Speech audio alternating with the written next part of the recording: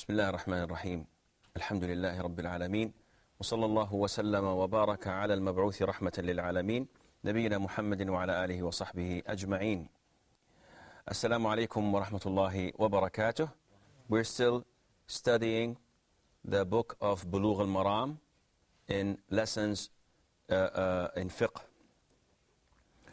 Last time we stopped at hadith 66, I think, and today's hadith is number 67. So who's the brother that's going to read? Brother Samir. Bismillah ar-Rahman ar-Rahim. Narrated by Ali ibn Abu Talib, radiallahu anhu, the Prophet sallallahu alaihi wasallam had appointed 3 days and nights as the period when a traveler may do it, and 1 day and 1 night as the period for one who is not traveling. That is the wiping over the shoes. Okay. So again, we come back to the subject. 3 days and 3 nights for those who are traveling. And those who are residing, like us, in a city where you live, you may wipe on your shoes or your socks for 1 day and 1 night. This means 24 hours. But don't get the idea that after 24 hours, your wudu is void. And this is a misconception a lot of us have. What the Prophet permits us to do, sallallahu alaihi wasallam, is to wipe over the shoes from this period to that, which is 24 hours. Now, let me give you a scenario where this 24 hours is extended. Let's imagine that you wake up in the morning, you perform wudu, you go and pray Fajr, and you're still preserving your wudu. You didn't pass any wind, you didn't urinate. You put on your shoes or your socks. You go to work, you pray Dhuhr, you did not nullify your wudu. You pray Asr, you pray Maghrib, and you pray Isha. Your septic tank is very big. But it's hypothetical, it happens. Some of us don't go to the toilet except once every 18 hours. It happens. And once it happens, remember that I wore my shoes, Fajr prayer. I prayed 5 times. Now it's evening time, it's night. I go to bed with my shoes on. I wake up in the morning. Now this is the second day. By sleeping, I have nullified my wudu. So I go to the toilet and I perform wudu and I wipe on my socks. So the clock starts now. So I pray the second day, 5 prayers. Whether I nullify my wudu or not, whether I wipe or not, I began in the Fajr of the second day. And I continue, I go to bed in the second night. I wake up just before Fajr. I perform wudu and I wipe on my socks. So by now, by Fajr, I have finished 24 hours. But my wudu is still there. So I pray the third day, Fajr, Dhuhr, Asr, Maghrib, and Isha, with the same wudu of Al-Fajr. So in this sense, though I'm residing, what was the period that I have prayed while putting on my shoes? It was 3 full days and nights. Yet the period of wiping was only the second day. Because the first day, I didn't nullify my wudu. The third day, I didn't nullify my wudu. So the 24 hours was in the middle. So this is for the residing person. Did I make myself clear? Anybody has a question? Should I ask questions? I don't think so. What do you think? Is it understood? You have only 24 hours of wiping. But that does not mean that you may not wear your socks without wiping. Before that, a whole day. And that does not mean you may still keep on your socks after the 24 hours are over. You still have the option of doing this, alhamdulillah, and then this misconception must be removed from our minds that after the 24 hours are over, khalas, you have to take off your shoes and wash your feet. this is not the case. As long as you have your wudu on, even if you've wiped, your wudu is still on. You did not pass wind, you did not urinate, you did not sleep, then there's no reason for you to perform wudu again. Fadi? Say, for example, someone has the period, he has the 24 hours period time to wipe on the front of his feet, okay? And the next day, where he was supposed to take off his socks, he didn't. Like the next Fajr, or the next after, going beyond that period, he wiped again on the khuffain or on his feet. And he went and prayed. Like, what is the state he is in for the wudu and his prayer at this time? If 24 hours pass from the first time he wiped his feet, after that he may not wipe on the socks again. He's not allowed to. If he does, his wudu would not be accepted. It would be void, because it's obligatory. Once the 24 hours are over and he nullified his wudu, it's obligatory for him to take off the socks and wash his feet, and then he may wear the socks again, and another day and night are renewable automatically. But if the 24 hours are over, he still preserves his wudu. He may pray, but if he nullifies his wudu after 24 hours from the very beginning of the first wiping, then he should immediately take off his socks or shoes and wash his feet again. Now, I may ask a question. Maybe Mustafa would like to answer this question. Give it some thought. Now, assume that you have performed wudu for Fajr prayer, and you wore your socks. Dhuhr prayer, you nullified your wudu, so you're performing an ablution, and then you wiped on your socks, and you went into the mosque. It's still not Dhuhr time. You wiped on your socks. And just before the iqamah, the call for prayer, you felt hot and you took off your socks. Should you go out and perform wudu again? Or can you pray and continue to pray? What do you think? If you wiped over it, yes, and you took it off, then you must go and make ablution again. Okay, this is a misconception that a lot of us have. See, once you take off your socks, you did not commit something that nullifies your wudu. Now, you may not wipe on the socks again if you put them on again. This is a different story. But it's like exactly if you perform wudu, you wipe over your head, your hair, if you have hair, and then you go to the barber and you shave your head clean. So, must I perform wudu again? Putting your example in mind, said, yes, the hair that I wiped on is no longer there, so I think I should wipe again on my head. The answer would be no. The things that nullify your wudu are a number of things, and removing your shoes are not one of them, and is not one of them, and also shaving your head is not one of them. So, if I've wiped on my socks and I took them off, I may still pray in my current situation, as I did not nullify my wudu. Okay, the following hadith. Narrated Thawban, may Allah be pleased with him, Allah's Messenger, sallallahu alaihi wasallam, sent an expedition. He commanded them to wipe over the headbands, that is, the turbans, and the boots, that is, the shoes.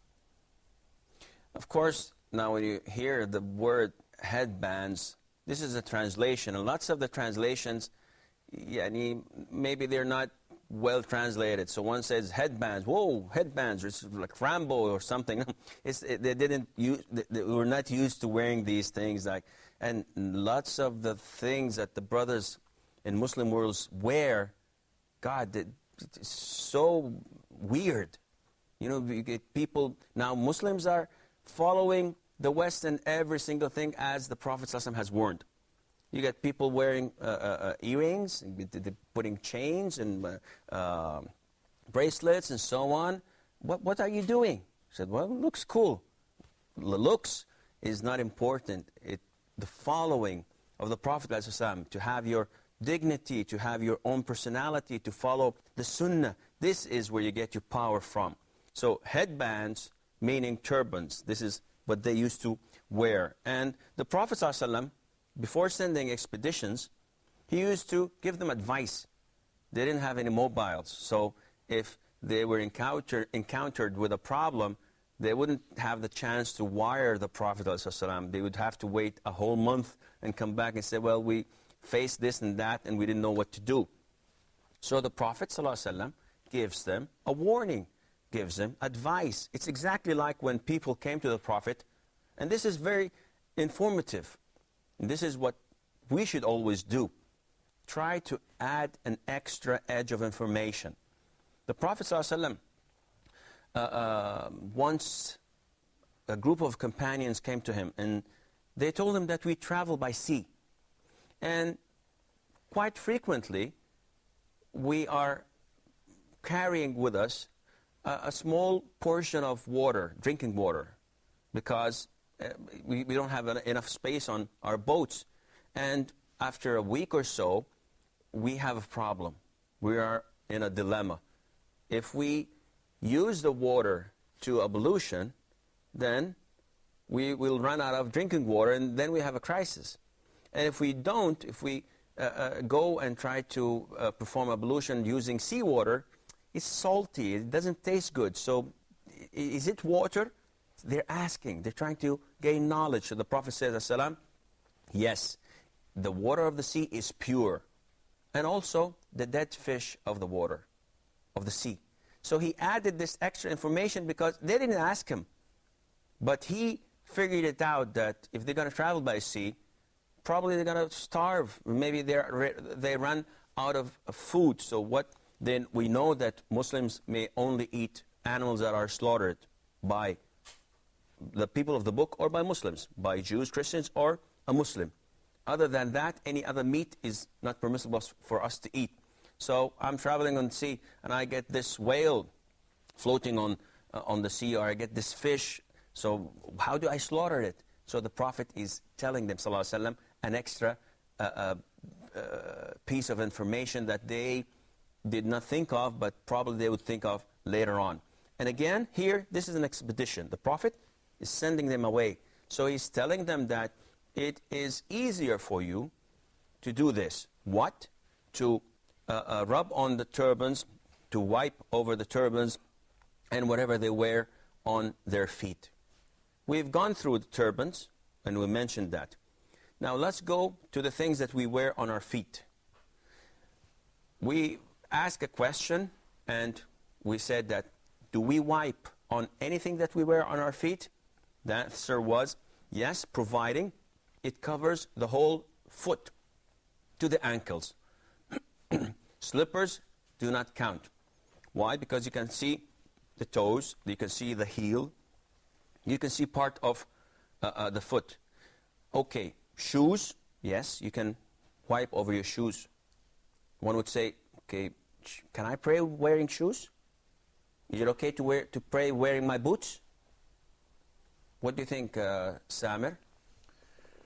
Well, as long as it covers the whole of the foot, yeah. There's no problem.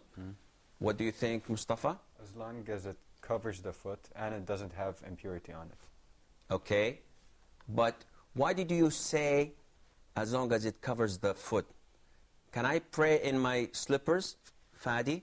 Yes, I can pray in my slippers, but I cannot wipe on top of them. Okay, that's the answer. Okay, what else? Do you have an addition? Yeah, of course, I can pray with my shoes, and if I've wiped on them, as long as I've entered my feet in those shoes while they were pure. Excellent. So if I wear my shoes as soon as I get off bed without breaking, then without performing wudu, then I cannot wipe on the shoes. My cameraman says we have to stop, so stay with us tuned, inshallah, and we will continue after the break.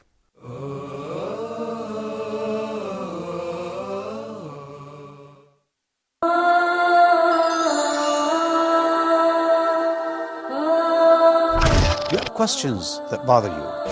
What about issues of concern to you? Would you like to share things on your mind with us? Are you interested in solutions based on an Islamic perspective? Please join me live in Meet Your Advisor every Friday at 9 p.m. Mecca time, here on Huda TV.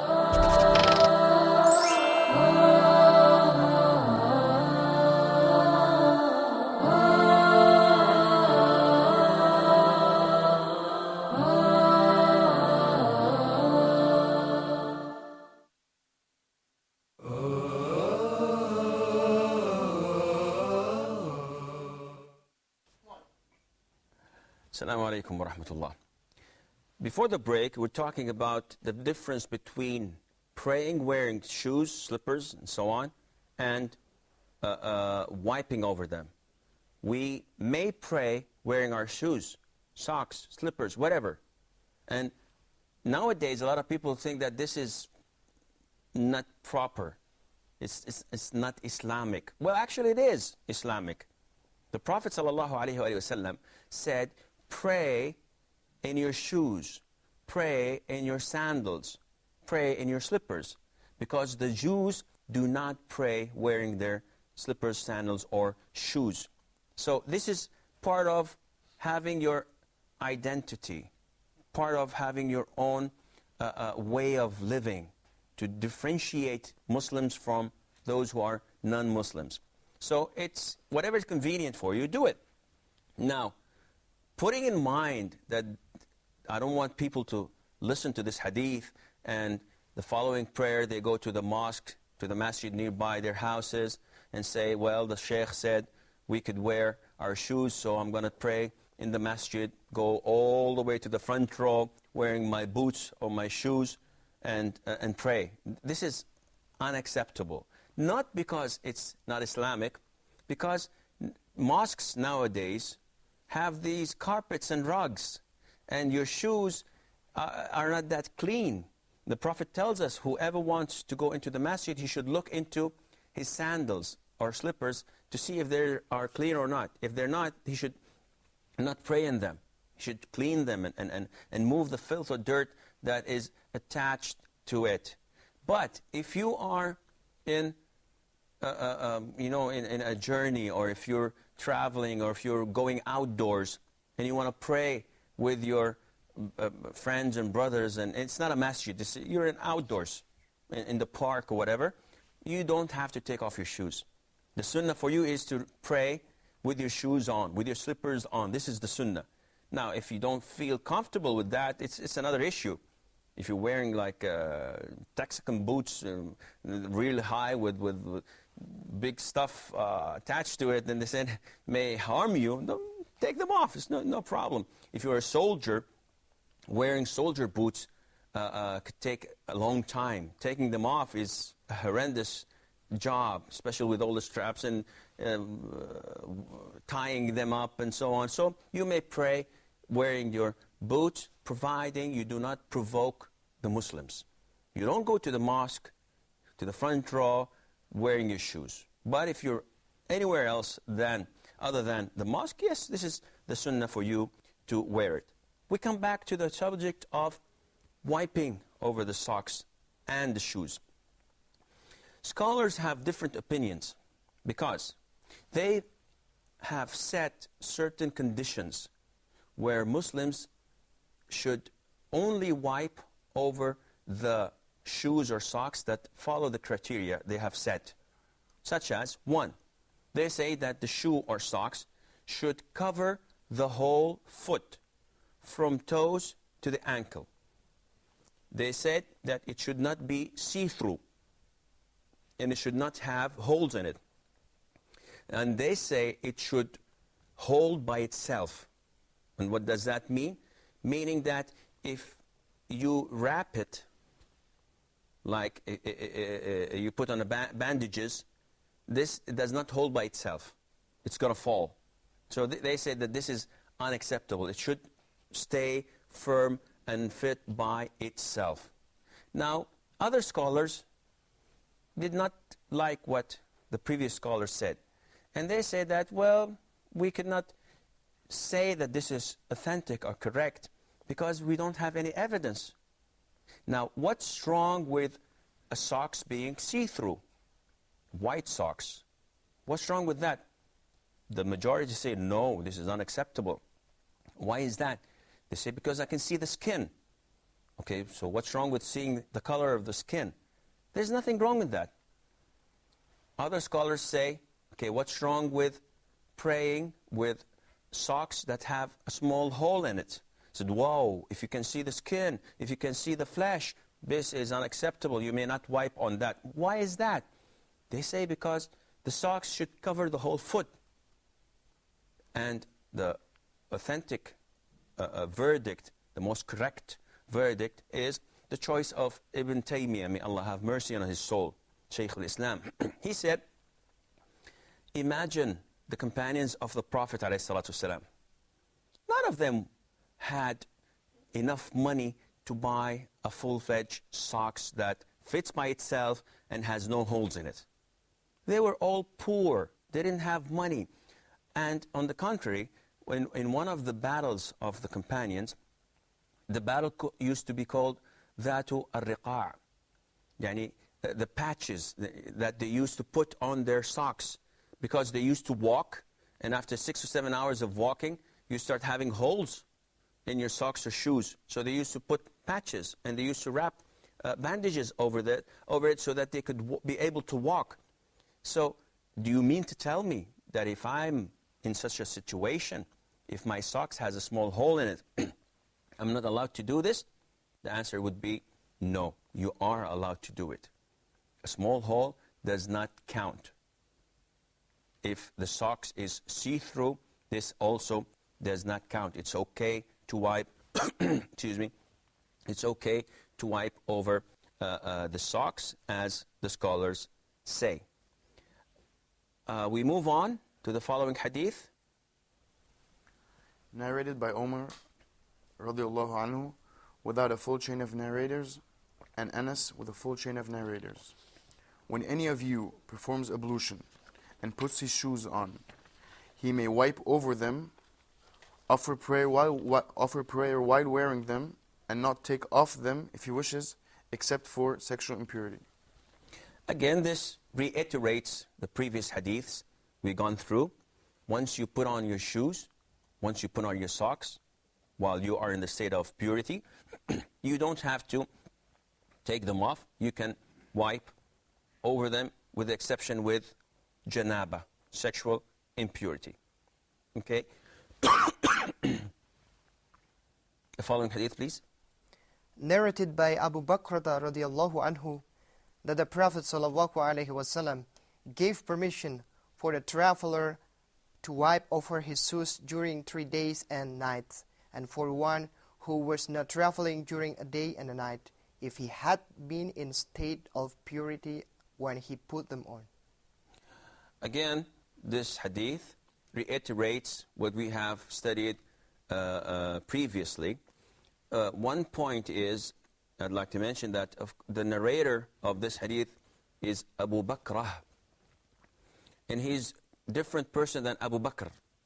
Abu Bakr is the companion of the Prophet ﷺ, is one of the 10 people that the Prophet ﷺ told them that they are in heaven, inshaAllah. He is the father-in-law of the Prophet ﷺ because he is the father of Aisha al-Mu'mineen. Abu Bakr is a different companion. His name is Abu Bakr al-Thaqafi, and he was a slave.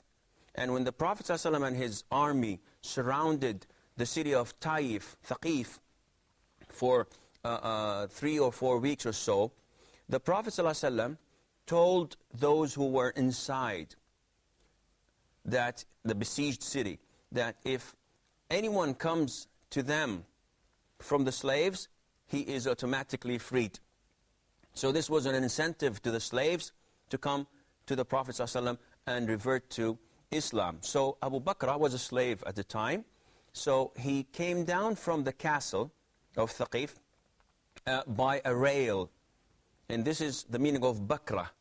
Bakara is the rail. So he came down from the castle, the besieged city, by a rail, And the minute the Prophet saw him, the companions called him Abu Bakrah, meaning the guy, the man with the rail who came to us. So again, this reiterates what we've mentioned before, that a traveler has the permission, has the excuse to make it easier for him not to take off his shoes for 3 days and 3 nights.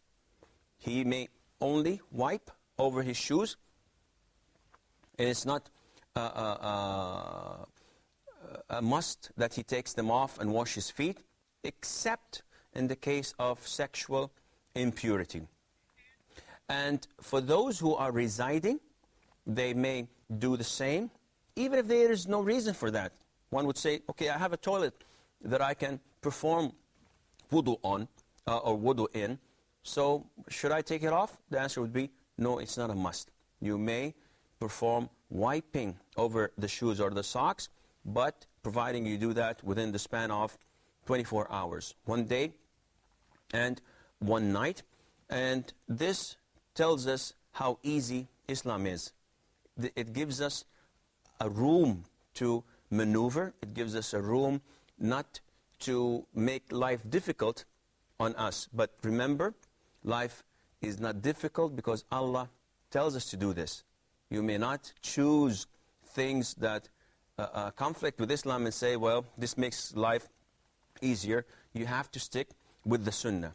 And the origin of wiping over the shoes is mentioned in the Quran when it comes on wiping over the head and washing the shoes, because there are two narrations of the ayah, بِرُجُولِكُمْ أو فَامْسَحُوا بِرُؤُوسِكُمْ وَأَرْجُلَكُمْ أو بِرُؤُوسِكُمْ وَأَرْجُلِكُمْ. So it can go both ways, and it's in the Sunnah crystal clear.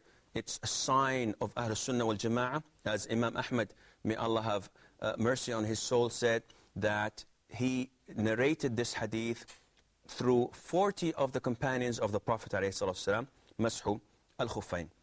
This is all the time we have for today's program, and until we meet next time, fi amanillah, wassalamu alaikum wa rahmatullahi wa barakatuh.